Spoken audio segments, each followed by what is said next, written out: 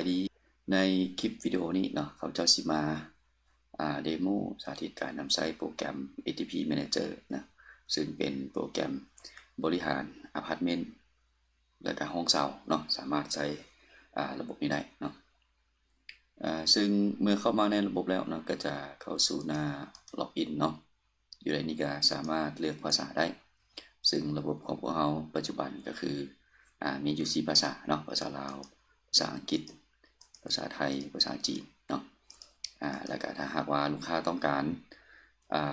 หลายภาษาเพิ่มขึ้นเราก็สามารถที่จะแอดภาษาเข้าไปเนาะ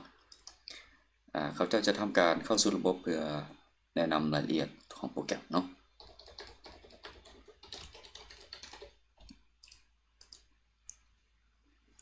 เมื่อเข้าสู่ระบบแล้วเนาะก็จะเห็นหน้าแดชบอร์ดเนาะซึ่งในหน้าแดชบอร์ดนี้ก็จะแสดงภาพรวมการเคลื่อนไหวทั้งหมดที่เกิดขึ้นเนาะ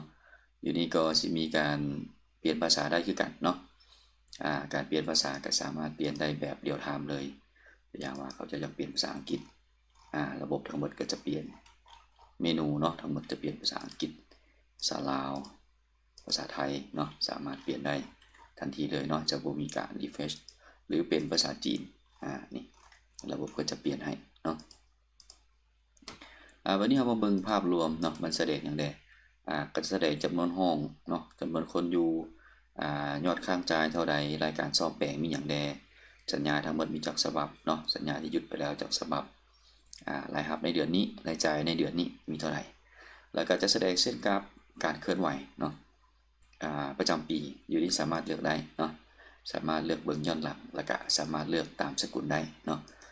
ซึ่งว่าในระบบของพวกเราสามารถตั้งสกุลเงินหลายสกุลเงินได้เนาะตัวที่ตั้งอยู่นี่ก็จะมี4สกุลเงินเนาะตัวอย่างว่าอยากเบิ่งรายรับเป็นเงินบาทเนาะตั้งแต่เดือน1ถึงเดือน12มีการเคลื่อนไหวแนวใดมีรายรับรายจ่ายแนวใดเนาะหรือว่าเงินดอลลาร์เงินหยวนเนาะก็สามารถเลือกได้รายการตัวนี้ก็จะเป็นแสดงยอดเงินรายรับรายจ่ายเนาะก็จะแสดงออกมาเป็นชาร์ตแบบโดนัทเนาะมันก็จะแบ่งเป็นอัตราส่วนให้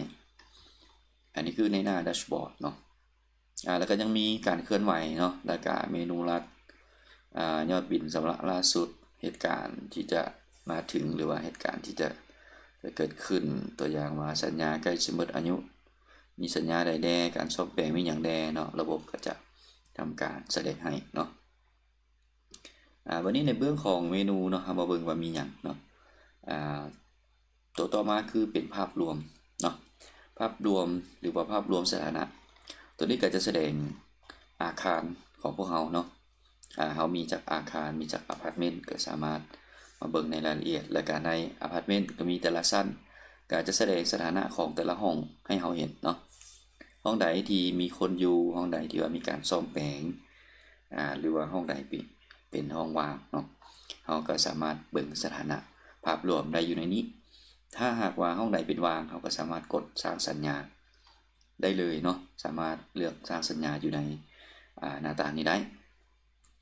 บัดนี้ต่อมาก็คือจะเป็นจัดการเกี่ยวกับสัญญาเช่าอยู่ในนี้ก็คือจะแสดงสัญญาทั้งหมดเนาะสัญญาทั้งหมดแล้วก็สามารถค้นหาเลือกอาคารเลือกห้องเลือกผู้เช่าเลือกสถานะแต่ละแบบได้สามารถมาเบิ่งการเคลื่อนไหวเนาะคือตัวอย่างอยู่นี่สิมีการเคลื่อนไหวของลูกค้าเนาะของสัญญาฉบับนี้สกุลเงินทั้งหมดที่เท่าใดมีการชำระแล้วบ่เนาะมีใบเก็บเงินแนวใดมียอดเงินค้างแนวใดวันที่ชำระมีการชำระบ่มันก็จะมีลิสต์ขึ้นแล้วก็มีเงินมัดจำบ่มันก็จะแสดงรายละเอียดเนาะตัวอย่างว่าเขาจะเบิ่งตัวนี้มีข้อมูลตัวนี้ยังบ่มีเนาะบ่มีข้อมูลลองเบิ่งตัวที่มีข้อมูลตัวอย่างว่าพวกนี้มียอดหนี้ทั้งหมดยอดชำระเนาะมีใบเก็บเงินมีวันที่ชำระแล้วเนาะชำระเป็นเงินหยังเป็นเงินดอลลาร์เงินหยวนเงินกีบก็ได้หมดเป็นเงินโอนบ่มีเอกสารอ้างอิงบ่เนาะแล้วก็มีเงินมัดจำบ่สามารถที่จะพิมพ์ออกได้เนาะอันนี้จะเป็นภาพรวมของสัญญาเนาะสามารถมาพิมพ์ออกได้แล้วก็สามารถแก้ไขหรือว่าเพิ่มเนาะเพิ่มก็จะเพิ่มอยู่นี่ เวลาเพิ่มสัญญาก็จะมีการป้อนข้อมูลต่างๆเดี๋ยวเราสิกลับมาป้อนข้อมูลเนาะเขาจะขออธิบายพวกเมนูต่างๆก่อนในรายการสัญญาเซาก็จะแสดงรายการพวกนี้เนาะแล้วก็จะมีจัดการการย้ายเข้าเนาะเมื่อทำการสร้างสัญญาแล้วเนาะก็จะมารอท่ารายการก็จะมารอท่าอยู่การย้ายเข้าเนาะเมื่อบันทึกย้ายเข้าก็คือจะเลือกวันที่ย้ายเข้าแล้วก็จะมีการกำหนดเนาะตัวกงเตอร์ไฟฟ้ากงเตอร์น้ำประปาเบื้องต้นเนาะว่าห้องปัจจุบันมีกงเลขกงเตอร์เท่าใดเพื่อจะเป็นตัวเริ่มต้นที่จะเอาไปคำนวณต่อมาก็จะเป็นย้ายออกเนาะเมื่อย้ายเข้าแล้วก็จะมีการบันทึกย้ายออกอันนี้ก็จะอยู่ในภาพรวมของจัดการสัญญามีการจัดการเกี่ยวกับการซ่อมแปลงเนาะสามารถมาเพิ่มการซ่อมแปลงได้เนาะเพื่อจะผู้บริหารอาจจะติดตามได้ว่าห้องใดมีการซ่อมแปลงและการซ่อมแปลงสำเร็จบ่ได้มอบหมายให้นายช่างผู้ใดเนาะก็สามารถที่จะมาจัดการอยู่ในส่วนนี้ได้แล้วก็สามารถเพิ่มข้อมูลสร้างเนาะตัวอย่างว่าเรามีสร้างประจำเนาะต้องการเบิ่งข้อมูลติดต่อเราก็สามารถมาบันทึกอยู่ในจัดการสร้างเนาะวันนี้ต่อมาเป็นเมนูเกี่ยวกับกงเตอร์กงเตอร์ก็จะทำการบันทึกกงเตอร์ค่าน้ำค่าไฟเนาะค่าน้ำค่าไฟที่เกิดขึ้นทางกงเตอร์ไฟกงเตอร์น้ำเนาะจะแยกทั้ง2ตัวต่อมาจะเป็นรายรับเนาะเรื่องของรายรับก็คือจะมีใบเก็บเงินหรือว่า invoice ที่เขาได้สร้างขึ้นอยู่นี่ก็สามารถมาค้นหาแล้วก็เบิ่งตามสถานะได้เนาะใบบินตัวใดสำระแล้วสามารถพิมพ์ได้เนาะสามารถพิมพ์ออกได้ระบบก็จะทำการพิมพ์ออกใบบินให้เนาะแล้วก็จะมีการยืนยันชำระเนาะอันนี้กรณีลูกค้าชำระเองจะมีการสร้างใบเก็บเงินบางใบเก็บเงินเราก็จะสร้างตามสัญญาเนาะตามสัญญาแล้วก็จะมีบันทึกการชำระเงินเมื่อสร้างใบเก็บเงินแล้วมันจะมารอท่าอยู่การชำระเราก็สามารถมาเลือกอยู่ในรายการชำระก็จะแสดงรายละเอียดข้อมูลของใบบินข้อมูลรายการเนาะรายการที่ว่าลูกค้าที่เราได้เพิ่มในการสร้างใบบินแล้วก็มาชำระเงินเนาะซึ่งในการชำระเงินระบบของเรากับห้องทับหลายสกุลเงินเนาะตัวอย่างอยู่นี้ก็คือเป็นเงินกีบทึกอยู่ 700,000 กว่ากีบสามารถชำระเป็นเงินหยวนได้เนาะระบบก็จะแปลงตามอัตราแลกเปลี่ยนซึ่งอัตราแลกเปลี่ยนนี้เราสามารถกำหนดได้อยู่ในการตั้งค่าเนาะจากนั้นเราสิไปเบิ่งการตั้งค่าเกี่ยวกับอัตราแลกเปลี่ยนสามารถเลือกสกุลเงินอย่างก็ได้เนาะวันที่ชำระเป็นเงินโอนหรือว่าผ่านธนาคารเงินสดมีเอกสารอ้างอิงบสามารถอัปโหลดรูปเอกสารอ้างอิงได้เนาะรายการต่อมาก็จะเห็นประวัติการชำระเนาะอย่างนี้ก็จะแสดงว่ามีผู้ใดชำระแล้วเลขที่ใบบินเท่าใดก็สามารถมาติดตามค้นหาอยู่นี้ได้ต่อมาก็คือประเภทรายรับเขาสามารถมาเพิ่มรายรับอยู่ในอพาร์ตเมนต์ของพวกเขาเนาะตัวอย่างเป็นค่าน้ำค่าไฟตัวรวมค่าขี้เหงื่ออย่างต่างๆเขาสามารถเพิ่มอยู่นี้แล้วก็การบันทึกรายรับตัวอย่างตัวที่มันเกิดขึ้นเนาะตัวอย่างเขามีบริการเสริมมีค่าจอดรถบ่ค่าอินเทอร์เน็ตค่า Wi-Fi บ่เอามาเพิ่มเป็นประเภทรายรับได้และการบันทึกรายรับก็คือจะมาบันทึกอยู่การชำระเงิน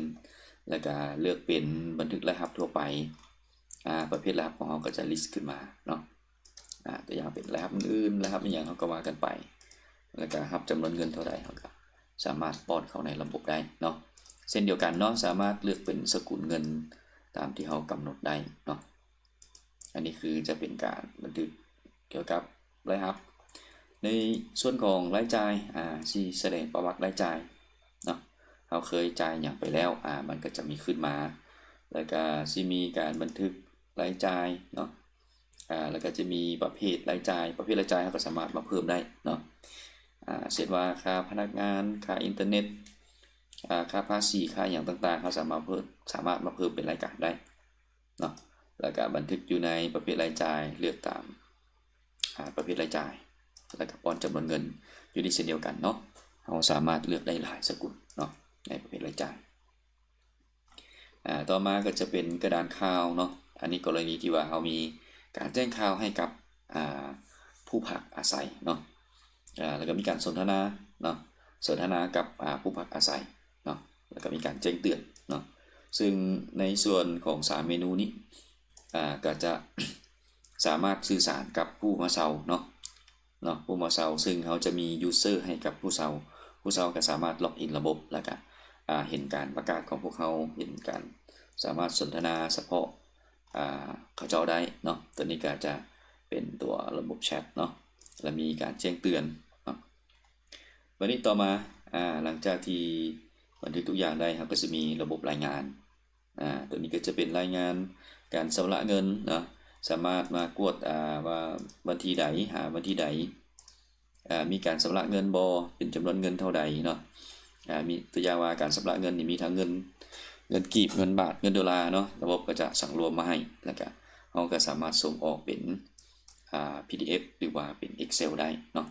ตัวอย่างนี้มันเขาจะส่งออกเป็นไฟล์ PDF ก็จะเห็นรายงานออกมาเป็นแบบนี้เนาะก็สามารถติดตามได้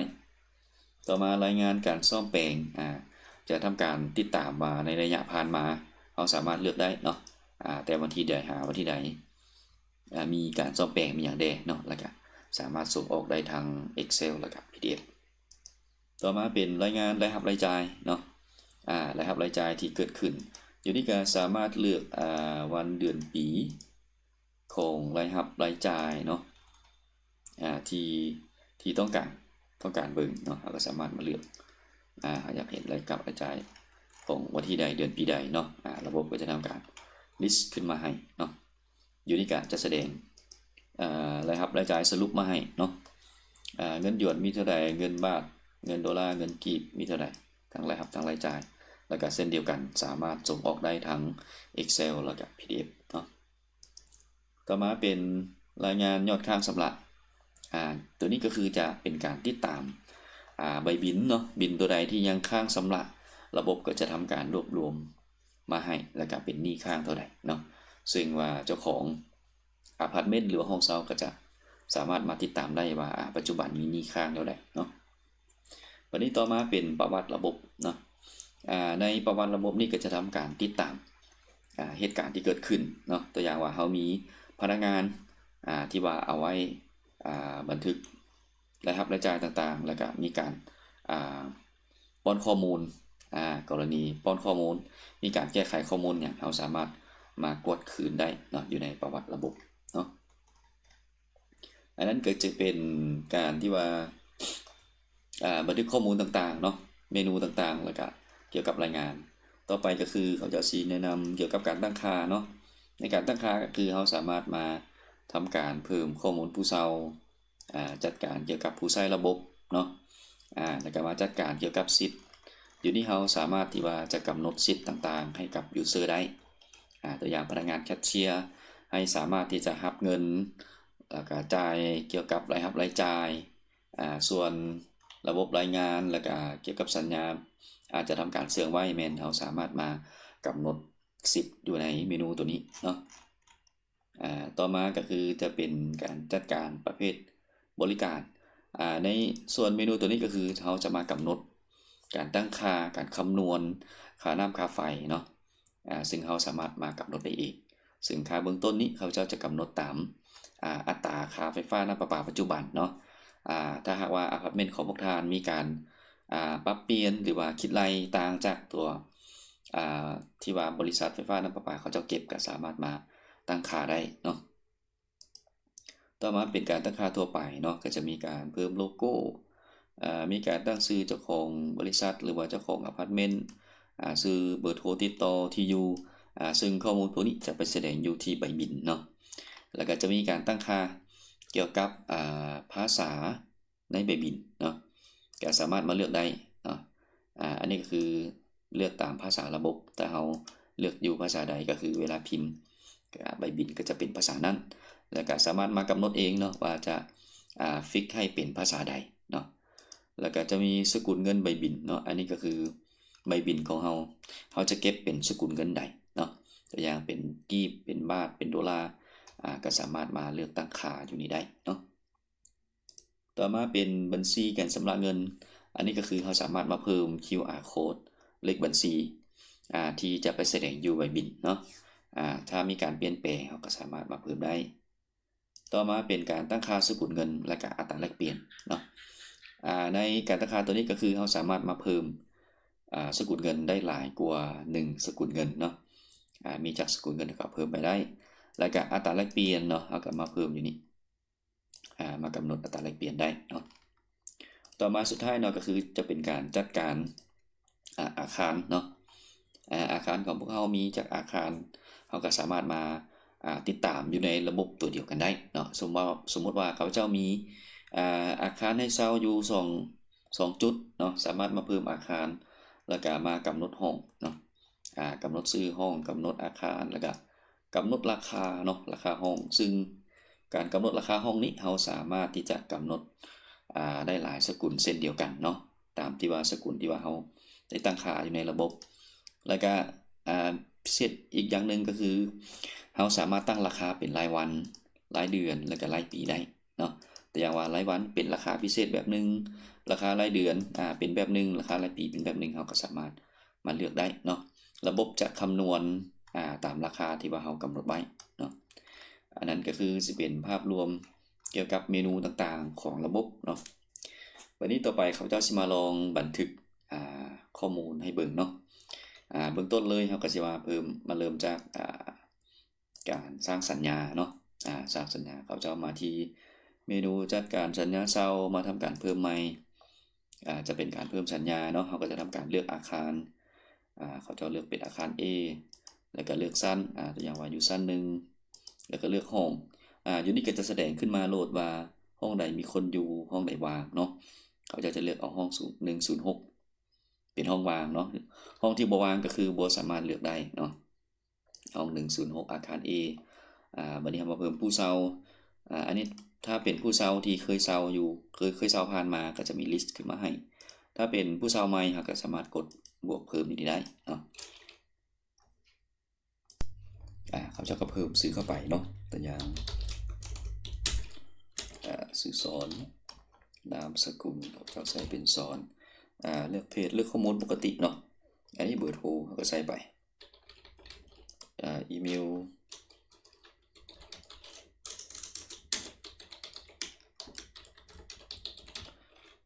วันเดือนปีเกิดก็เลือกไปเนาะเขาจะเลือกเป็นตัวอย่างให้เลขที่บัตรประจำตัวที่อยู่เบอร์โทรซื้อผู้ติดต่อฉุกเฉินเขาจะใส่มั่วไปก่อนเนาะเพื่อให้มันครบตามฟอร์มแล้วก็ผู้ใช้ผู้นี้เขาก็เลือกเอาเนาะถ้าบ่เคลื่อนไหวก็เลือกบ่เคลื่อนไหวปัจจุบันเราเคลื่อนไหวเนาะเป็นลูกค้าใหม่ก็เลือกเป็นเคลื่อนไหวแล้วก็บันทึกจากนั้นระบบก็จะทำการเลือกมาอยู่ในการเพิ่มสัญญาเนาะแล้ววันนี้ถ้ามีผู้เช่าร่วมเราก็สามารถเลือกได้เนาะมีเจ้าคนที่ว่าเช่าร่วมถ้าบ่มีเขาก็เอาออกเนาะวันนี้ระยะเวลาในการเช่าสัญญานี้ตัวอย่างว่าเขาเจ้าจะให้เริ่มตั้งแต่วันที่1เดือนพฤศจิกเนาะฮอดเดือนธันวาสถานะเคลื่อนไหวเนาะแล้วตัวนี้เนาะเพิ่มเติมก็คือสัญญาเขาสามารถมาเก็บไว้อยู่ในระบบได้เนาะสามารถเลือกแล้วก็อัปโหลดเก็บไว้ในระบบเนาะจากนั้นก็บันทึกต่อไปบันทึกต่อไปเวลาที่สร้างสัญญาแล้วเนาะก็จะมีอีกกรณีหนึ่งก็คือเขาจะทำการเก็บเงินมัดจำเนาะซึ่งในระบบก็สามารถเก็บเงินมัดจำได้ตัวอย่างว่าลูกค้าจ่ายเงินมัดจำอยู่$4,000เนาะ$4,000เป็นเงินสดเนาะเราก็จะทำการบันทึกข้อมูลไปหลังจากที่บันทึกข้อมูลไปแล้วมันก็จะทำการขึ้นมาอยู่นี่เนาะนี่รายการเลขที่สัญญาเนาะเลขที่สัญญาตัวนี้หลังจากที่บันทึกสัญญาไปแล้วมันก็จะไปรอท่าสถานะมันจะเป็นเคลื่อนไหวเนาะเคลื่อนไหวแล้วมันจะไปรอท่าอยู่ง่ายเข้ามันจะมารอท่าอยู่นี่เนาะเลขที่สัญญาฉบับนี้อาคารตัวนี้สื่อผู้เช่าเนาะวันที่เริ่มต้นสุดท้ายเขาก็สามารถมาบันทึกสัญญาได้เนาะขออภัยเนาะบันทึกย้ายเข้าบันทึกย้ายเข้าตัวอย่างว่าเราย้ายเข้าอยู่วันที่1พฤศจิกเนาะมาเฮ็ดย้ายเข้ามีบ่ถ้ามีก็ใส่แล้วบัดนี้ตัวที่สำคัญก็คือเลขกงเตอร์เนาะเลขกงเตอร์ก็คือมันจะเพิ่มขึ้นไปทางหน้าเนาะมันจะบ่สามารถที่จะรีเซ็ตกลับหลังฉะนั้นห้องอาคารปัจจุบันเลขกงเตอร์เท่าใดเวลาที่ย้ายเข้าตัวอย่างเป็น105 อันนี้เป็นกงเตอร์ไฟฟ้ากงเตอร์น้ำซาวตัวอย่างเนาะเวลาย้ายเข้าวันที่1พฤศจิกจากนั้นบันทึกย้ายเข้าเมื่อบันทึกย้ายเข้าแล้วรายการผู้ย้ายเข้ามันก็จะไปรอท่าอยู่เกี่ยวกับการย้ายออกเนาะในช่วงที่ลูกค้ากำลังเคลื่อนไหวเซาอยู่เนาะเขาก็จะไปทำการบันทึกกงเตอร์เนาะกงเตอร์แต่ละเดือนเนาะจะมีพนักงานผู้หนึ่งไปทำการบันทึกเนาะซึ่งการบันทึกกงเตอร์ก็คือจะมาที่เมนูบันทึกกงเตอร์ตัวอย่างว่าเป็นกงเตอร์ไฟฟ้าเนาะเขาก็เลือกอาคารเนาะอาคารไหนถ้าเขามีอาคารเดียวกันมันก็จะมีลิสต์ตัวเดียวให้เลือกเนาะตัวอย่างเป็นอาคาร A ห้อง106สัญญาเช่าผู้ใดตัวอย่างว่าเป็นลูกค้าปุ่มกี้นี้เนาะที่ว่าได้สอบสัญญามาเวลาคลิกเลือกปุ๊บระบบก็จะอ่านค่าล่าสุดเนาะค่าล่าสุดที่ว่าอ่านก่อนหน้านี้ก็คือเป็นวันที่บันทึกตัวระบบก็จะเป็นบันทึกล่าสุดเนาะบันทึกวันที่ปัจจุบันที่ว่าเขาได้บันทึกก็คือเขาได้ทำการบันทึกเข้าเป็นมื้อนี้เนาะระบบก็จะกำหนดเป็นมื้อนี้ให้เนาะค่าก่อนหน้านี้ก็คือเป็น105และปัจจุบันก็คือตัวอย่างว่าเป็นท้ายเดือนเนาะเขาจะเลือกเป็นวันที่29ค่าปัจจุบันวันที่29แมนตัวอย่างว่าเป็น300เนาะเขาก็บันทึกไปนะระบบก็จะทำการบันทึกขึ้นมามีค่าก่อนหน้านี้แล้วก็ค่าปัจจุบันเนาะตัวอย่างว่านี้เป็นเดือน10แล้ววันนี้เดือนเข้าไปเนาะเดือน11แล้ววันนี้เดือน12ตัวอย่างว่าวันที่30ค่าก่อนหน้านี้ก็คือ300แล้วเนาะวันนี้เดือน12เราใส่มาฮอด450เราก็สามารถบันทึกระบบก็จะทำการบันทึกเป็นรายการขึ้นมาเนาะแล้วก็ถ้าหากอยากรู้ว่าระบบคำนวณแนวไหนตัวอย่างว่าอยู่เดือน11นี้เราก็สามารถคลิกเข้าหุบคลิกไลน์เนาะระบบก็จะดึงข้อมูลจากฐานข้อมูลในการคำนวณขึ้นมาเนาะเราก็จะเห็นว่าห้อง106เนาะอ่านวันที่นี้ผู้บันทึกค่าก่อนหน้านี้ค่าปัจจุบันของเดือนนี้เนาะแล้วก็ปริมาณที่ใช้ถึงเท่าใดมันจะเอาค่าปัจจุบันไปลบค่าก่อนหน้านี้ก็จะได้ค่าที่นำใช้จากนั้นก็จะเอามาคูณตามเงื่อนไขที่ว่าเขากำหนดก็จะเป็นจำนวนเงินออกมาเนาะแล้วเขาก็สามารถพิมพ์ใบคิดรายตัวนี้ออกมาเนาะโดยกดที่ปุ่มพิมพ์ใบบินตัวนี้เป็นค่าไฟฟ้ามันก็จะลิสต์วิธีการคิดรายแล้วก็อัตราออกมาเนาะอันนี้ก็จะเป็นตัวอ้างอิงการคำนวณค่าไฟฟ้าค่าน้ำประปาของเขาเนาะค่าน้ำก็คือกันเนาะค่าน้ำก็สิเป็นแบบเดียวเนาะเราก็เลือกอาคารเลือกเบอร์ห้องเลือกสัญญาแล้วก็กำหนดวันที่บันทึกเนาะกำหนดค่าปัจจุบันเนาะตัวอย่างว่าเป็น58แล้ววันนี้เดือนสุดท้ายเนาะเดือน12เดือนธันวาวันที่31ตัวอย่างว่าเป็นวันที่31เนาะค่าก่อนที่58ปัจจุบันบันทึกได้120เนาะบันทึกไปสำหรับค่าน้ำก็คือกันเนาะสามารถกดที่รูปจักรกิไลก็จะเห็นการคำนวณออกมาเนาะและก็เส้นเดียวสามารถพิมพ์ออกมาได้เนาะเป็นบินคิดไลสำหรับค่าน้ำเนาะจากนั้นเนาะหลังจากที่เราบันทึกกงเตอร์ไปแล้วลูกค้าที่เข้าเซาอยู่ปัจจุบันเนาะก็คือผู้นี้ที่ว่าเราทำการบันทึกเนาะผู้ที่ซื้อสองเราต้องไปสร้างใบบินให้เราก่อนที่เราจะทำการย้ายออกเนาะให้ไปที่รายฮับแล้วก็สร้างใบบินจากนั้นก็เลือกสัญญาเนาะเลือกสัญญาเช่าเขาเป็นอาคาร A ห้อง106เลือกปุ๊บก็จะเห็นข้อมูลผู้เช่าแล้วก็ข้อมูลเคลื่อนไหวอื่นๆเนาะแล้วก็อยู่นี้เขาสามารถที่จะทำการเพิ่มข้อมูลการคำนวณต่างๆเนาะตัวอย่างว่าเพิ่มค่าเช่าตัวนี้ระบบแจ้งเตือนว่าบ่มีค่าเช่าสำหรับห้องนี้หมายความว่าเขาบ่ได้กำหนดราคาให้กับห้อง106เนาะอาคาร A น้องห้อง106เขาเจ้าสิไปกำหนดราคาให้มันก่อนเนาะอาคาร A ห้อง106เขาจะมาแก้ไขอยู่นี่บ่มีราคาเนาะเขาจะสิมาเพิ่มราคาเริ่มจากสกุลเงินตัวอย่างสกุลเงินกีบรายวันเขาจะเก็บอยู่ 200,000 เนาะมันนี่สามารถเพิ่มมาได้อีกสกุลเงินกีบรายเดือนถ้าเป็นรายเดือนเนาะ 30 วันเขาเจ้าเก็บอยู่1,900,000เนาะตัวอย่างแล้ววันนี้ถ้าเป็นรายปีเงินกีบเนาะรายปีเขาเจ้าเก็บอยู่ประมาณ19 ล้านอันนี้ตัวอย่างเนาะแล้วมีสกุลเงินอื่นอีกบ่ตัวอย่างเป็นสกุลเงินดอลลาร์เขาเจ้าเก็บแต่รายเดือนเนาะรายเดือน100แล้วก็มีสกุลเงินอื่นอีกตัวอย่างเป็นสกุลเงินบาทรายเดือนเขาเจ้าเก็บ1,500เขาสามารถกำหนดเดี๋ยวนี้ได้เนาะปัจจุบันห้องนี้มีคนอยู่เนาะเพราะว่าเขาได้ไปทำการบันทึกย้ายเข้าแล้วเนาะสถานะจึงเป็นมีคนอยู่เขามาเพิ่มราคาแล้วก็ทำการบันทึกที่จริงการเพิ่มราคาเขาจะต้องเพิ่มเวลาที่เขาไปเพิ่มข้อมูลห้องเนาะจากนั้นกลับมาที่รายหับเนาะสร้างใบบินที่ว่าเขายังค้างเมื่อกี้นี้เนาะเขาจะมาทำการเลือกอาคารเลือกข้อมูลแล้วก็ไปเพิ่มค่าเช่าเนาะรอบนี้ก็จะมีราคาให้เลือกละเนาะอยู่นี่สามารถเลือกได้เป็นรายวันรายเดือนรายปีเนาะตามราคาที่เขากำหนดตัวอย่างมาอยู่นี่แมนรายเดือนเนาะ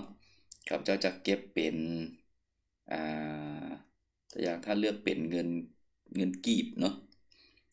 จากเดือนใดมี2 เดือนเนาะเดือนพฤศจิกายนเดือนธันวาระบบก็จะทำการคำนวณออกมาแบบนี้เนาะสิอธิบายการคำนวณนิดนึงเนาะ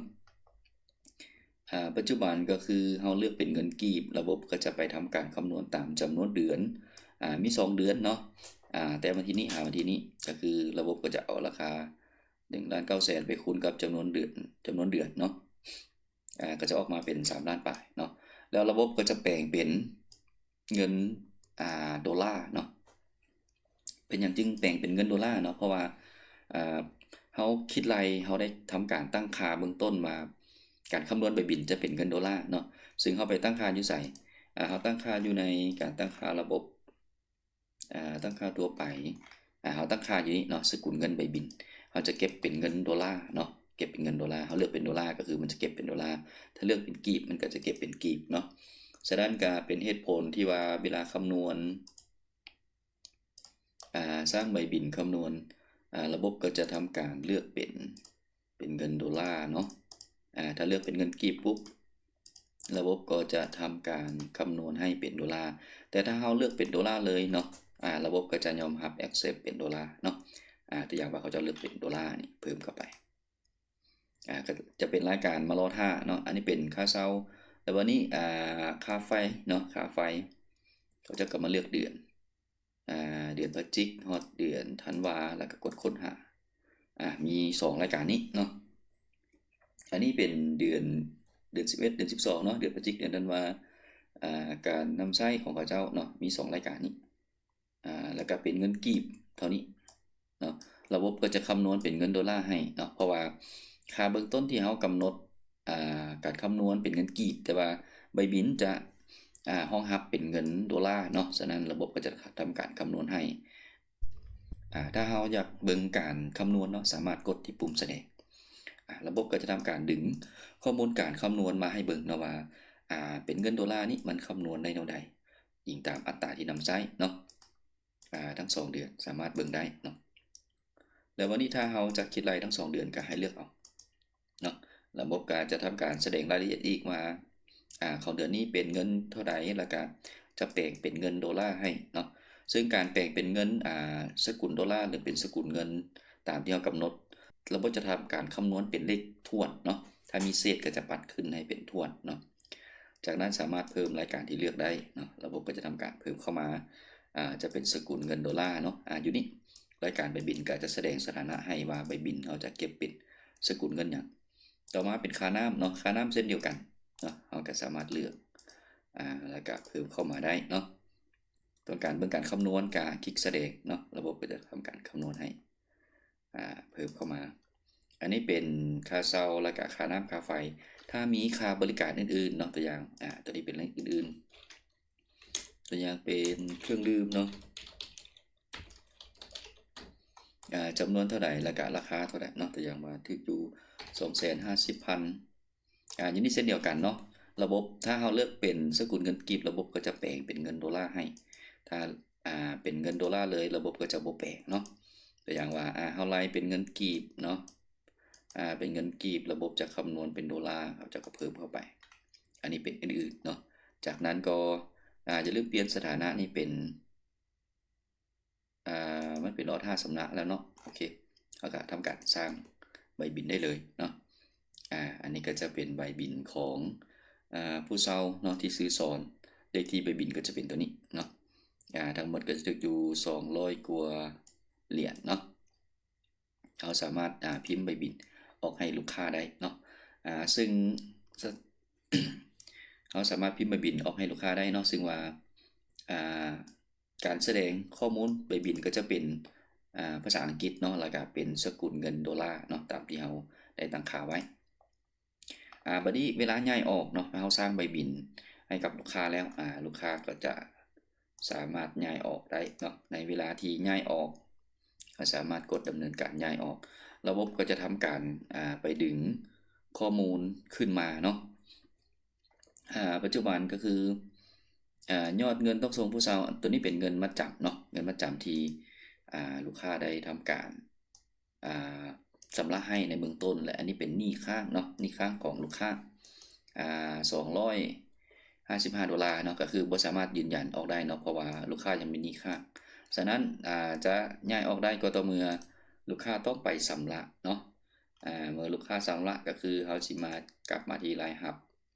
มาที่บันทึกการชำระเงินเนาะแล้วก็มาเลือกใบบินเลือกใบบินเมื่อเลือกใบบินปุ๊บก็จะเห็นข้อมูลของใบบินขึ้นมาระบบก็จะสรุปมาให้เนาะมีจักรายการแล้วก็อยู่นี่ก็สามารถเลือกชำระได้เนาะเลือกชำระได้ถึงว่าใบบินจะเป็นเงินสกุลดอลลาร์เนาะยอดรวมทั้งหมดตอนนี้$255แต่ก็สามารถชำระเป็นเงินกีบได้ระบบก็จะแปลงตามสกุลเงินมาให้เนาะหรือว่าเป็นเงินบาทระบบก็จะแปลงมาให้ถ้าเป็นเงินดอลลาร์ก็คือจะตรงกับยอดเลยเนาะหรือว่าจะเป็นเงินหยวนเนาะระบบก็สามารถที่จะบันทึกได้เนาะตัวอย่างว่าจะบันทึกเป็นเงินดอลลาร์บันทึกครั้งที่1เราจ่ายเป็นเงินสดเนาะตัวอย่างเราจ่ายเป็นเงินสด$100เป็นเงินสดเอกสารอ้างอิงมีบ่ถ้ามีเฮาก็ใส่เนาะถ้ามีก็ใส่หรือว่ามีอัปโหลดเฮาก็ใส่ได้เนาะเขาจะทำการบันทึกไปเนาะอันนี้คือเราชำระเป็นเงินสดแต่ว่าใบบินตัวนี้เราสามารถกลับไปเบิ่งใบเก็บเงินเนาะเราชำระแล้ว100เหรียญเนาะแต่ว่ายังค้างอยู่สถานะก็จะยังเป็นรอท่าชำระซึ่งจะยังบ่ สามารถที่จะย้ายออกได้เทื่อเนาะเมื่อไปดำเนินการย้ายออกนี้ก็จะเห็นว่าคันเรายังมีหนี้ค้างอยู่เนาะหนี้ค้างตามใบบินยังมีค้างอยู่ฉะนั้นเราต้องกลับมาชำระให้ครบเนาะชำระให้ครบเมื่อเลือกใบบินอีกครั้งหนึ่งเนาะระบบก็จะแสดงสถานะขึ้นมาว่าปัจจุบันเราชำระครั้งที่1นี่ชำระ100เหรียญไปแล้วทั้งหมดคือตัวนี้เนาะแล้วก็ยอดเหลือถ้าเป็นเงินดอลลาร์ก็คือยัง$155แล้วก็ครั้งนี้ก็สามารถชำระเป็นสกุลเงินใดก็ได้ตัวอย่างว่าครั้งที่2เราชำระเป็นเงินกีบเนาะแต่เป็นเงินโอนเป็นเงินโอนเนาะมีเอกสารอ้างอิงเขาก็ใช้ไปเนาะบันทึกได้จากนั้นก็ทำการบันทึกก็จะเห็นว่าใบบินตัวนี้ถูกชำระ2ครั้งเนาะครั้งที่1เป็นเงินสดเป็นเงินดอลลาร์ครั้งที่2เป็นเงินกีบเนาะสามารถเลือกหลายสกุลเงินชำระได้ครั้งที่2เป็นการโอนผ่านธนาคารพอลองไปเบิ่งใบเก็บเงินสถานะก็จะเป็นสำเร็จเนาะแล้วก็หับเงินมาเป็น2สกุลเนาะเป็น2สกุลแล้ววันนี้ก็จึงสามารถที่จะย้ายออกได้เนาะเมื่อสถานะใบบินเป็นสำเร็จแล้วจะบ่มีหนี้ค้างเนาะก็สามารถย้ายออกได้เมื่อบันทึกย้ายออกปุ๊บระบบก็จะทำการบันทึกในระบบไว้เนาะเราสามารถมาเบิ่งอยู่ที่สัญญาทั้งหมดเนาะสัญญาทั้งหมดของเท่าสอนสถานะก็จะถูกเปลี่ยนสิ้นสุดแล้วเนาะสามารถมาเบิ่งรายละเอียดเนาะอยู่ในนี้ก็จะเห็น การเคลื่อนไหวของเราเนาะมีอย่างใดยอดหนี้ของเราเบื้องต้นเท่านี้เนาะ$255แต่ว่ายอดเราชำระมีเงินดอลลาร์100ดอลลาร์เนาะแล้วก็เงินกีบใบบินถูกสร้างขึ้นเมื่อใดยอดเงินเท่าใดสถานะเป็นเท่าใดแล้วก็วันที่เราชำระเนาะวันที่ใดแล้วก็ตัวนี้เป็นเงินมัดจำเนาะมันก็จะ แสดงสถานะถอนออกให้เนาะครับเข้าวันที่ใดถอนออกเท่าใดแล้วก็สามารถปิ้นตัวนี้ออกมาได้เนาะสามารถปิ้นภาพรวมตัวนี้ออกมาได้เพื่อยังยืนให้ลูกค้าหรือว่าเก็บไว้เนาะอันนั้นก็คือจะเป็นภาพรวมทั้งหมดเนาะเกี่ยวกับการบันทึกการย้ายเข้าเนาะส่วนรายรับรายจ่ายก็สามารถบันทึกได้ปกติเนาะตัวอย่างว่าเขาจะบันทึกรายรับเป็นรายรับอื่นๆก็สามารถมาเพิ่มบันทึกรายรับ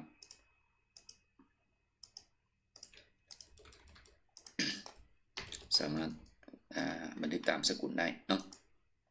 อันนี้เป็นรายรับแล้วก็รายจ่ายเนาะถ้ามีรายจ่ายที่เกิดขึ้นเช่นเดียวกันรายจ่ายจะอยู่บันทึกรายจ่ายเนาะเลือกประเภทรายจ่ายมีค่าอย่างก็แล้วแต่เราก็สามารถกำหนดได้เนาะตัวอย่างว่าเป็น200,000กีบก็บันทึกไปเนาะเมื่อบันทึกไปแล้วถ้าเราอยากติดตามรายรับรายจ่ายก็สามารถมาเบิ่งรายการในเมนูรายรับรายจ่ายได้เนาะก็จะเห็นยอดที่ว่าเกิดขึ้นปัจจุบันตัวอย่างว่าปัจจุบันก็คือวันที่12 เดือน 11เนาะ12 เดือน 11ก็คือเดือนพฤศจิกเนาะ12 เดือนพฤศจิกสร้างรายงานก็จะเห็นรายจ่ายที่เกิดขึ้นนี่เนาะรายรับมีอย่างใดเรารับเงินจากใบบินนี่100 เหรียญเป็นเงินกีบเป็นเงินดอลลาร์อันนี้รายรับอื่นๆตัวนี้เป็นรายรับอื่นๆเนาะแล้วก็มีรายจ่ายอันนี้สามารถกดเบิ่งเนาะระบบก็จะทำการดึงออกมาให้เนาะแสดงทั้งยอดเงินแต่ละสกุลเนาะเงินแต่ละสกุลแล้วก็สามารถเบิ่งประวัติการเคลื่อนไหวเนาะอยู่นี่ก็จะเห็นว่าอยู่ผู้ใช้ผู้ใดได้ทำการสร้างรายจ่ายได้ทำการบันทึกอย่างใดเนาะระบบก็จะทำการละเอียดฉะนั้นกรณีที่ว่ามีการแก้ไขระบบเราก็สามารถติดตามอยู่ในระบบได้เนาะอันนี้ก็คือจะเป็นภาพรวมของระบบบริหารอพาร์ตเมนต์เนาะซึ่งสามารถนำใช้ได้ทั้งการบันทึกการติดตามห้องเช่าห้องแถวเนาะ